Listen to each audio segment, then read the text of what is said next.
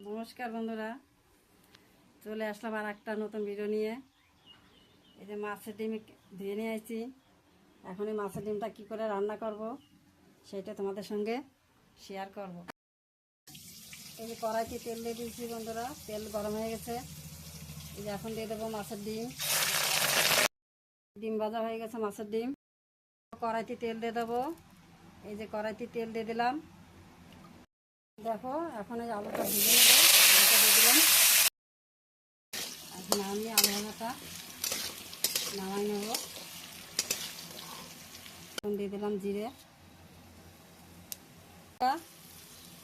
দিয়ে দিলাম তেজপাতা,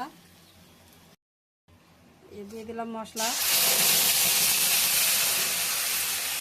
মশলার ভিতরে দিচ্ছি একটা পেঁয়াজ, 4-5টা রসুনের কোয়া, দিচ্ছি গোটা একটা টমেটো।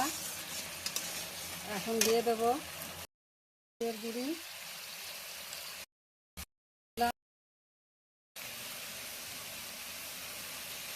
দিয়ে দিলাম লবণ। মশলা ভাজা হয়ে গেছে, দিয়ে দিলাম ভাজা আলুগুলো।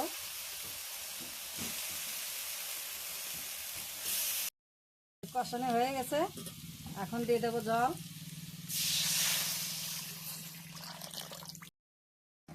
তরকারিটা ফুটে উঠছে, এখন মাছের ডিমগুলো দিয়ে দিচ্ছি। হয়ে গেছে তরকারি, এখন দিয়ে দিলাম গরম মশলা।